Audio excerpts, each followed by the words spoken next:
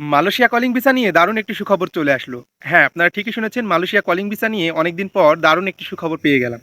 So hello everyone, আসসালামু আলাইকুম। আশা করি সকলে ভালো আছেন। প্রতিদিনের ন্যায় আবারও চলে আসলাম আপনাদের মাঝে মালয়েশিয়া কলিং ভিসা সংক্রান্ত নতুন আরও একটি আপডেট ভিডিও নিয়ে।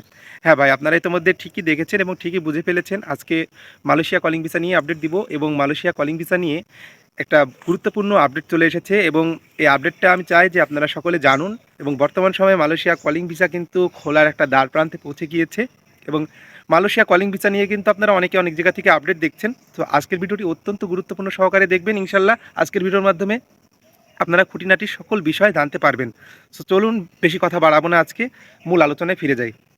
যেটা বলছিলাম, মালয়েশিয়া কলিং ভিসা নিয়ে আপনারা সকলে দেখেছেন যে দুই দেশের মধ্যে দ্বিপাক্ষিক যে সম্মেলন অর্থাৎ দ্বিপাক্ষিক যে আলোচনা, এটা কিন্তু প্রতিনিয়তই হয়েছে এবং আগেও আমরা যেটা দেখেছি বর্তমানেও কিন্তু সেটা দেখছি।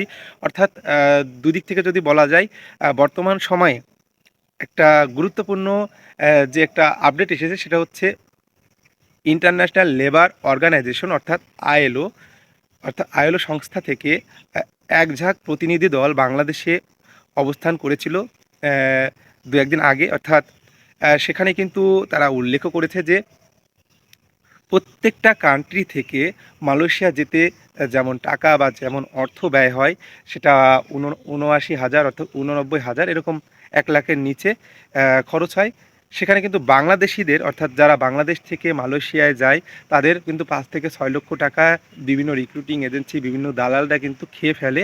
অর্থাৎ মালয়েশিয়া যাওয়ার পরে কিন্তু অনেক বাংলাদেশি যারা প্রবাসী আছে তারা কিন্তু অবৈধ হয়ে যায় এবং অনেকে কাজ পায় না এবং অনেকে কিন্তু অনেক ঝামেলার মধ্যে পড়ে যায়। সো তারা কিন্তু সব দিক থেকে বিবেচনা করেছে এবং বাংলাদেশ থেকে বাংলাদেশের প্রবাসী কল্যাণ মন্ত্রণালয় থেকে যেই ৪০০-র উপরে যেই এজেন্সিদের লিস্ট কিন্তু পাঠিয়ে দিয়েছে এবং এটাও কিন্তু বিবেচনা করে দেখবে। অর্থাৎ যেহেতু আইএলও অর্থাৎ ইন্টারন্যাশনাল লেবার অর্গানাইজেশনের যে টিম বাংলাদেশে অবস্থান করেছিল এবং দুই দিক থেকেই তারা বিবেচনা করেছে। অর্থাৎ এ থেকে বোঝা যাচ্ছে যে মালয়েশিয়া কলিং ভিসা নিয়ে যারা বর্তমান সময়ে মালয়েশিয়া কলিং ভিসায় যাবেন, যারা বর্তমানে যাবেন, যারা ফাইল রেডি করে রেখেছেন, যারা ফাইল অথবা যারা দিয়ে রেখেছেন, আমার মনে হয় কি আগের মতো ওই সিন্ডিকেটটা থাকবে না। তবে মালয়েশিয়া যেতে যে ন্যূনতম যে খরচটা, এই খরচটা বাংলাদেশ থেকে লাগবে। অর্থাৎ সেটা আপনারা ধরে নেন যে ৫ থেকে ৬ লক্ষ টাকা যেখানে লাগতো, এটা লাগবে, এটাও নিবে বাংলাদেশের দালালরা। যতই আপনার ইন্টারন্যাশনাল লেবার অর্গানাইজেশন থাকুক বা যত যেটাই থাকুক না কেন, বাংলাদেশের দালালরা টাকা না খেয়ে কোনো কর্মীকে বিদেশে পাঠাবে না। এটা ১০০% আপনারা নিশ্চিত থাকতে পারেন।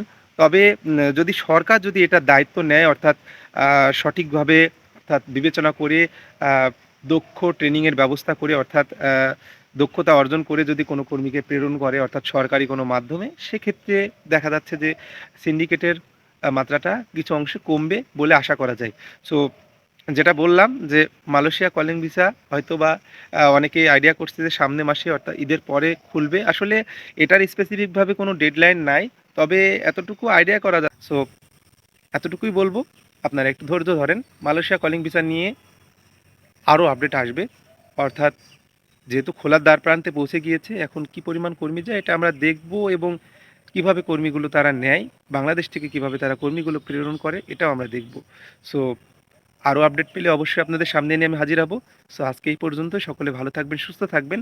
এখনও যারা আমার চ্যানেলটি সাবস্ক্রাইব করেননি অবশ্যই চ্যানেলটি সাবস্ক্রাইব করে পাশে থাকবেন। ধন্যবাদ সবাইকে।